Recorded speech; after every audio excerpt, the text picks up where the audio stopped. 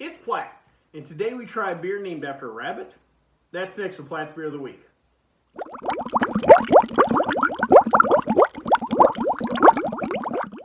So the particular beer we have this week is Old Jackalope. Comes to us from the fine folks at Tenaya Creek Brewing. We've tried their craft Pilsner before, I think it may have been a year or so ago. As far as Old Jackalope goes, for those of you that may not be familiar, a jackalope is kind of a mythical creature, kind of a hybrid between a jackrabbit and an antelope or a deer. You may or may not be able to see the picture on here, but if you've ever heard of a jackalope, you'll see they have the antlers and everything.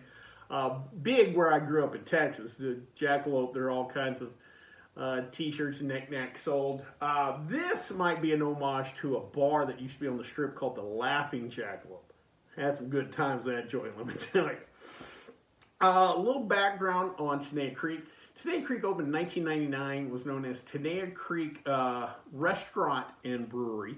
They had a full brewery, full restaurant, full bar, video poker. A couple of the breweries out here have video poker available when you go in their tap room. That's just a great additional revenue source that a lot of other jurisdictions don't have available to them. They maintained that operation for about 10 years, and then in 2008 they kind of came to the decision that it was time to focus on the beer. The beer was starting to gain a little traction. Also to the restaurant industry, there's so many restaurants out here in Vegas that it's real competitive. So they decided to focus on the beer. They still kept the bar, they still kept the video poker, but they decided to focus on beer. A couple years later, in 2010, they did the first kind of remodel and expansion of the brewery. They also added a bottling line. If I remember right, they were just doing the 22-ounce bombers at the time. That's how I was introduced to the product, the liquor store. Eventually they added canning and all that kind of stuff, but they started off with the 22-ounce bottles. Move ahead 5 years later to 2015, they sold their original location and moved downtown to a warehouse north of the Fremont Street area, right by the old Moulin Rouge Casino. For those of you that might know a little bit about Vegas history, back in the 50s, Moulin Rouge was the one casino where the African-American entertainers that worked on the Strip could come and stay. They couldn't stay at the Sands. They couldn't stay at the old Desert Inn. They would stay at the Moulin Rouge. What ended up happening, though, was like Frank and Dean and the gang would go down to see Sammy Davis staying at the Moulin Rouge. They would hang out with him. They would play the lounge with him afterwards. And a lot of the crowd left the Strip and started coming down there. And before you know it, Moulin Rouge burnt down. They were open again. Hooray, mob! But anyway, that's where their current location is. The old location became a brewery for PT's pub chain out here for a while. There's like 40 or like 50, 60 of those PTs around here, the video poker bars. They tried to create their own line of beers and self-distribute. Came a little bit more than they could handle, and they end up selling that location again. Today, that is known as Las Vegas Brewing Company. They're one of the newest locations in town. I'm not even sure they're distributing yet. So, as far as Tenaya Creek beers go, they're available mostly throughout the Southwest U.S., some spots in Canada, and if you fly Allegiant Airlines, I believe it's their craft Pilsner that's available on those flights. For those of you that don't know, Allegiant Airlines is a big, I think now they're pretty much national, but they're mainly a regional chain out west. They're big out west. They're also the sponsor of the Raider Stadium, i.e. Allegiant Stadium. I don't know if you could get a Tenaya Creek product there, though, because I believe Hop Valley may have the craft beer concession at the stadium. But anyway, they do carry Tenaya Creek on their flights. Real quick, let's talk about some of the other beers. They have a medium-sized line of beers. First is Bonanza Brown, 5.6% ABV. This is a traditional brown ale made with Chinook hops. If I remember right, pretty nice, kind of standard brown ale, well executed. Next is Hauling Oats, not to be confused with the 80s duo Hall & Oates. I love alliteration. 5.7% ABV. This is an oatmeal stout. I've had it before. Real good beer. Well executed. They do several darker, maltier beers. They have also your your lighter IPAs, lager, stuff like that, including their 702 Pale. 5.2% ABV. They market this as a crushable pale ale. 5.2, still kind of in that crushable range. 702 is the area code out here, kind of an homage to Vegas. Lastly is God of Thunder, 9% ABV. This is a Baltic porter. This is part of a kind of rotating seasonal beers that they have. They have 6 full-time year-round beers and about another 7 that kind of rotate out seasonally. They'll throw in the occasional oddball too, but generally around 13 beers is what they'll have in their portfolio. Again, some beers may come in and out, but roughly about 13 beers. Again, they kind of stick to basic styles: pale ales, IPAs, pilsners, brown ales. They don't do canned cocktails. They don't do hard seltzers, kombucha, anything like that. Sours. I don't think they even have a sour either. Well, before we try this particular beer, though, let's check out the stats.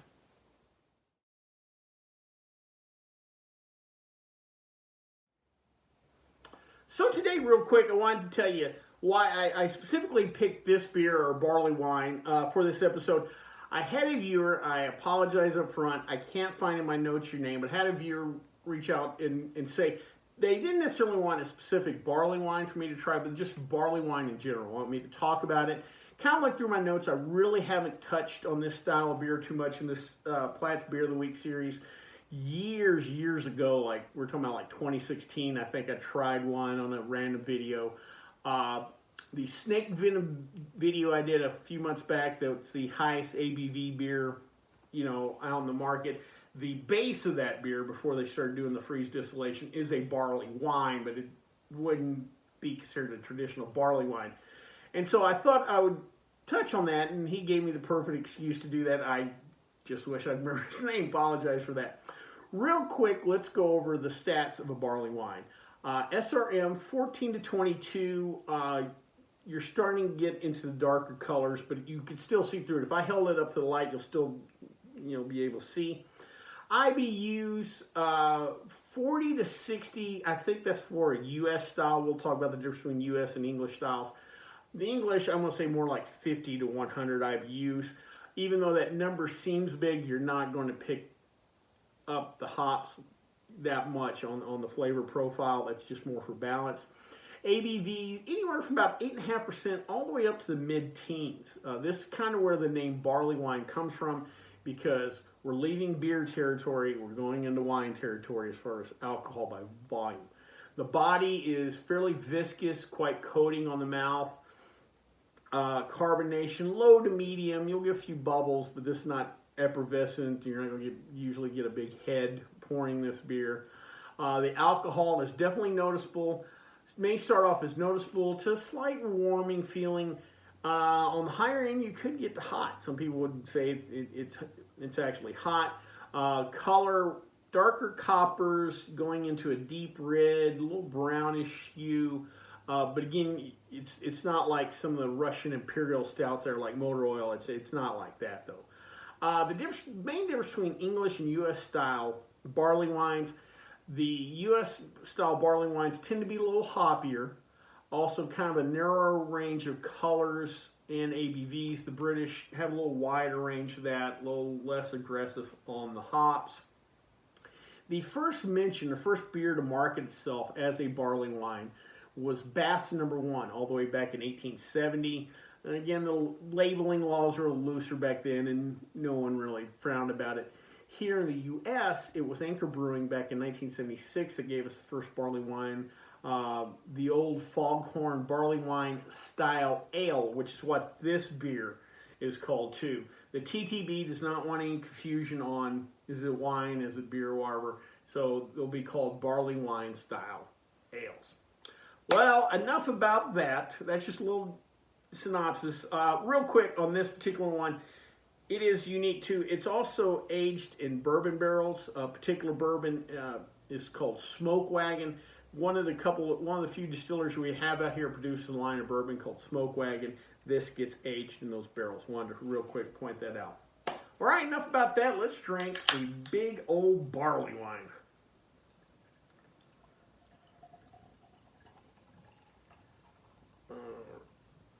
All right. So see, it's dark, and unfortunately because of lighting, but I can kind of see through. It's a really dark, brownish, ruby-ish red kind of hybrid. Kind of looks like if I'd put a little bit like a Sam Adams kind of copperish beer. If I put a little red wine in there, that's kind of what I'm seeing through the light here. Hit that nose. Oh, a lot of sweetness, a lot of dark malt sweetness. Get some red fruit or darker fruits, plums, what have you. Yeah, nice nose. Let's give it a try. Well, that's there. That's a beer for sure. This particular one's 10.4, so you get a little bit of warming, but it's not hot. But you know it's there. It's definitely there.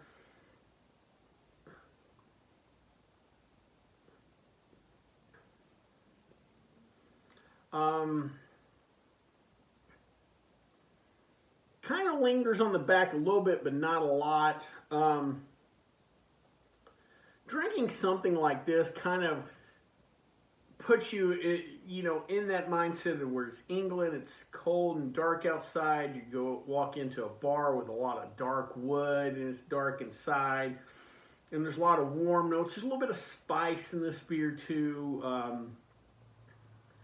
You can, if you ever had like a mulled wine, you can take a red wine, add a little spice. There's a little bit of that. Kind of a little brown sugar sweetness on the back end too. Even though I'm 99% sure they don't add any adjuncts to reach this ABV. But just a nice big mouthful of flavor.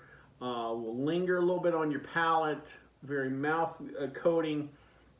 These beers aren't for everybody. I'll let you know that. If you got a new beer drinker, your Bud Light buddies, this is not for them. But somebody that wants to climb on the bull and give her a ride, this might be your beer. Well, I hope you liked this video. If you did, please subscribe down below. Also, please like the video because it lets YouTube know we're putting out good content. If you have any questions, comments, concerns, or beers that you'd like me to try, please leave them in the comment section, or you can always contact me on the Twitter page. Till next time, bottoms up.